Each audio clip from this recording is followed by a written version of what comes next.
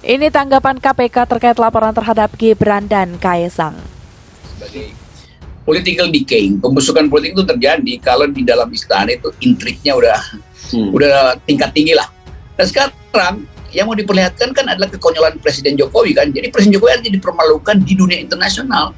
Karena beliau dengan kagak berani mengatakan nasionalisme harus mendahului kapitalisme itu. Kira-kira begitu kan. Dugaan tindak pidana korupsi dan atau tindak pidana pencucian uang berkaitan dengan dugaan KKN relasi bisnis anak presiden dengan grup bisnis yang diduga terlibat pembakaran hutan.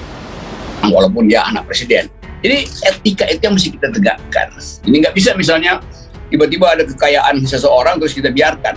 Justru itu yang mesti kita ingatkan, ada prinsip noblesse oblige. Semakin tinggi harkat seseorang, semakin dia bertanggung jawab dan mempertanggungjawabkan apa yang dia capai dengan pangkat tinggi itu. Nah, anak presiden ada dalam wilayah noblesse oblige.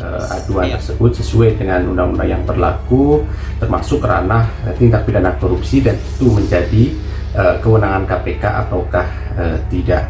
Apabila kemudian menjadi kewenangan KPK, tentu akan ditindaklanjuti sesuai dengan mekanisme aturan hukum yang berlaku.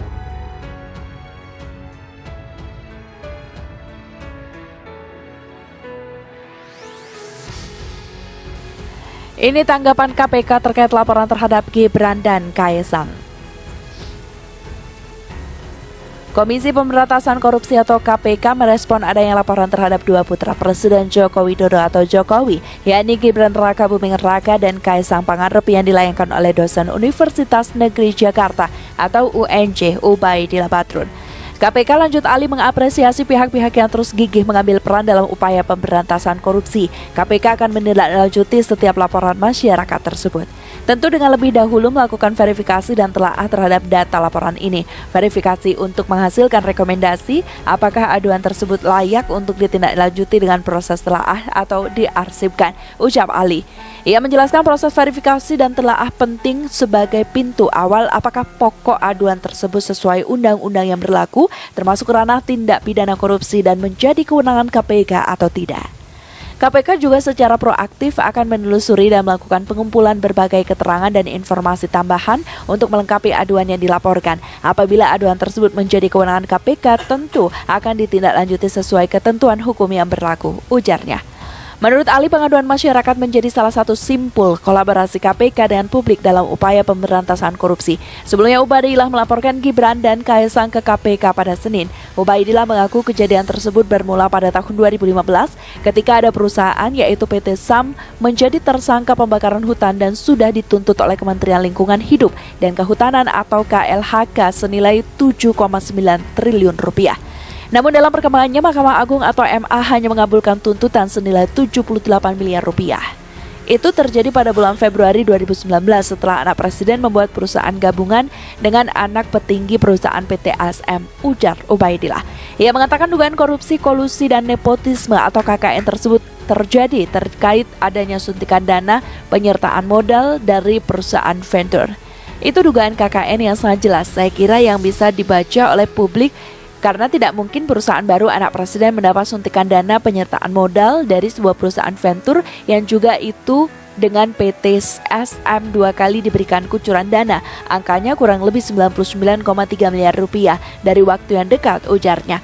Setelah itu, kemudian anak presiden membeli saham perusahaan di sebuah perusahaan dengan angka yang juga cukup fantastis, 92 miliar rupiah.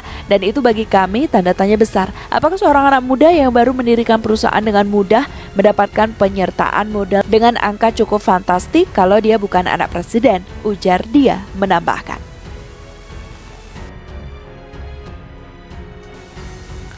Gibran Kaesang dilaporkan ke KPK. Pengamat ada harapan besar dari rakyat yang selama ini hanya nonton kekuasaan.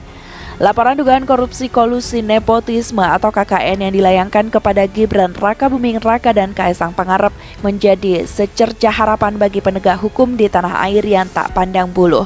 Laporan itu bisa dikatakan menjadi harapan besar dan segar bagi rakyat yang selama ini hanya dipertontonkan sepak terjang kekuasaan yang seakan tak mampu terjamah oleh hukum, kata pemerhati masalah sosial dan politik Adian Radiatus, diberitakan kantor berita Ermol Jakarta Selasa 11 Januari. Meski begitu, menurut Adian, laporan tersebut tentunya masih butuh pembuktian dari kacamata hukum.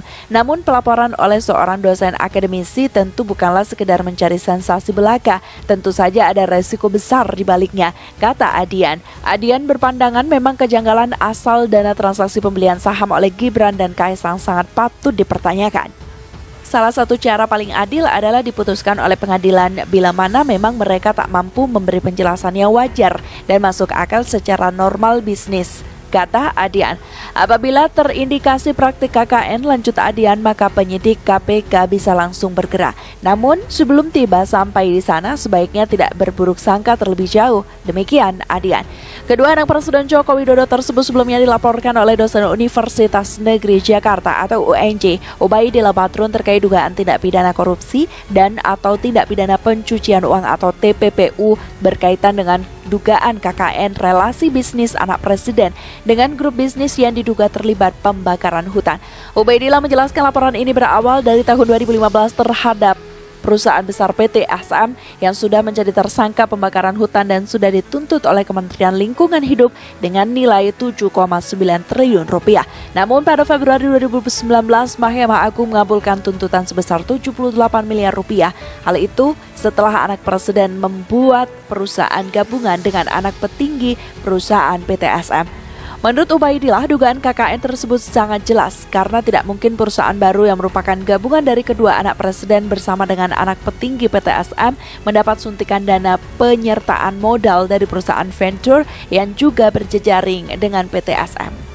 2 kali diberikan kucuran dana, angkanya kurang lebih 99,3 miliar rupiah dalam waktu yang dekat. Dan setelah itu kemudian anak presiden membeli saham di sebuah perusahaan yang angkanya juga cukup fantastis, 92 miliar rupiah, ucap Ubaidillah.